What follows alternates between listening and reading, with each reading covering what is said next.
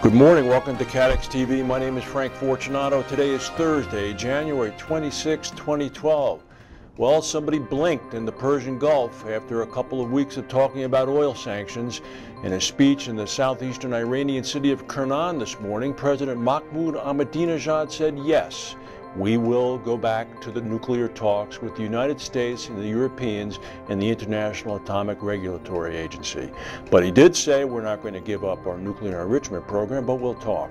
That's a good sign. The oil markets will probably quiet down a bit today. It's unlikely that somebody talking to you at a conference table is going to continue to threaten publicly to shut down the Straits of Hormuz. Meanwhile, a big bomb exploded today in the reinsurance world. Reports coming out of Germany are saying that Solvency II, the EU's far-reaching reform of insurance and reinsurance supervision, is now not going to be introduced until 2016.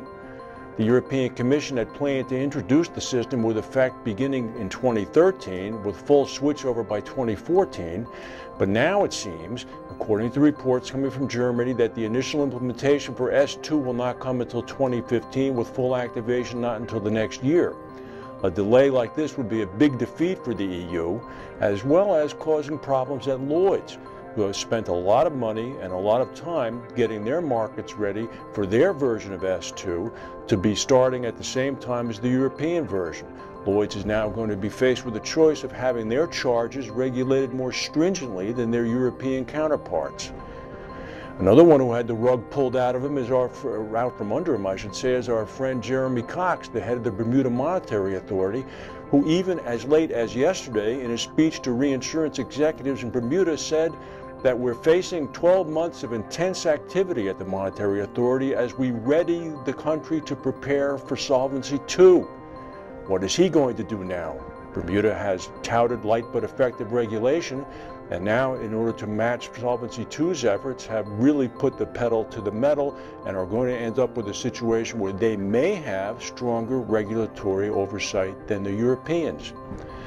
More news coming out of the Thai floods. Today, it's Zurich Financial Services saying they see a net loss of $250 million in Q4 as a result of the floods. That windstorm that blew through Europe on the 17th and 18th of December, Storm Joachim, is going to it's going to cause a bill of about $400 million for reinsurers. The next one that comes up is David Einhorn. David Einhorn, if you're a sports fan, you know, almost bought half of the New York Mets. The Financial Services Authority in London was unimpressed. They fined him £7.2 million for engaging in insider trading. He's the chairman and founder of Greenlight Capital Re. We'll see what happens with that. Interesting story in Rio de Janeiro today. 3 multi-story buildings collapsed as a result of structural flaws. One building was 20 stories high, one was 10 stories high, and one was 4 stories high. 20 people are missing so far. And in Davos at the World Economic Forum this morning, on an interview on CNBC, Jamie Dimon, the head of JP Morgan Chase, said that the impact of a Greek default on American banks would be negligible. He's not concerned about unpleasant surprises in the euro region. He said the effect that a Greek default would have on the global economy would filter down to American banks. There might be a surprise somewhere, but he did say that he has little concern over such a development.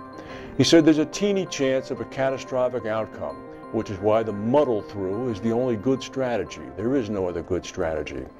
He said the real issue is Spain and Italy. He didn't have anything to say about that.